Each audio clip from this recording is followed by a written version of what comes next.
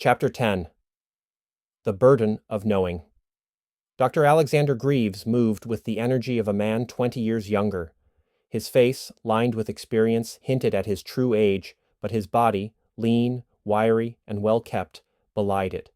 His voice, rich and commanding, filled the old lecture hall with ease, carrying centuries of knowledge through its cadence. The hall itself was one of the oldest on campus, its architecture untouched by the sterile modernity creeping into the newer buildings. Tall wooden paneling lined the walls, worn smooth by generations of students who had sat, listened, and, at least in earlier decades, thought. Now?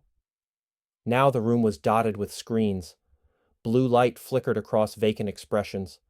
Students, half listening, half absorbed in whatever dopamine drip they had tethered themselves to, occasionally looked up when he raised his voice for emphasis. Greaves smirked to himself.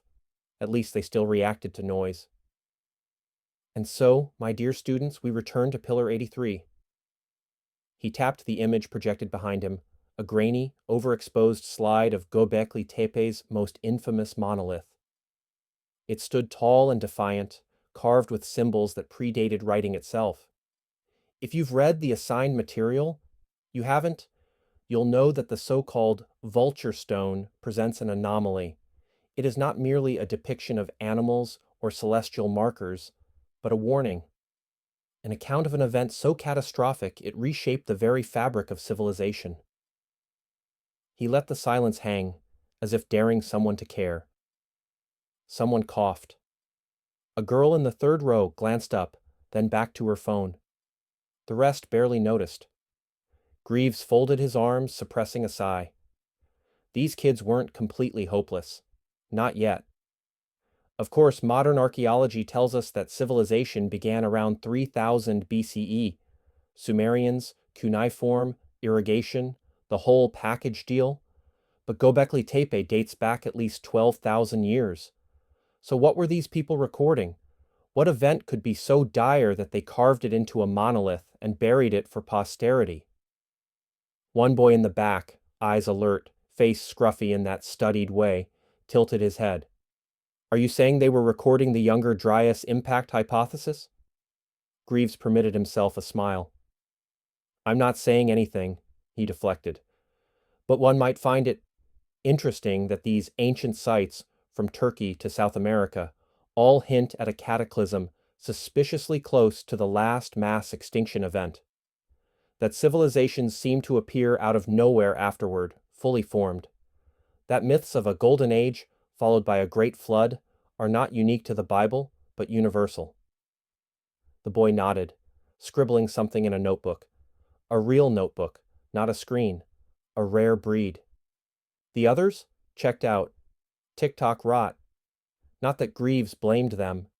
Half of what passed for ancient history and pop culture was clickbait trash, spoon-fed by grifters selling books on space lizards and interdimensional time wars. But, buried beneath that absurdity, fragments of truth existed. Even von Däniken, with all his lunacy, had stumbled onto something real. And that, Greaves reflected, was what terrified him most. History's greatest truths, its most dangerous ones, were never lost. They were buried, and for good reason. After class, Greaves leaned against his desk as the students trickled out. A few murmured polite goodbyes. Most simply left, heads bent toward their phones before they even cleared the door. He exhaled, rubbing his temples. It was always like this now.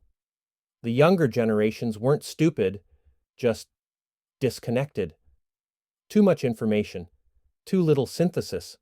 A world drowning in knowledge but starving for wisdom. His laptop dinged, an email. His brow furrowed. Miranda? He hadn't spoken to her in years, not since she'd left academia, refused to play the game. He clicked it open. As his eyes moved down the screen, his chest tightened. The silent gods, the priesthood, the forbidden symbols. He reached the end and sat back, running a hand through his graying hair. Damn it, Miranda. She had always been brilliant. Too brilliant. He had tried to steer her away from this for a reason.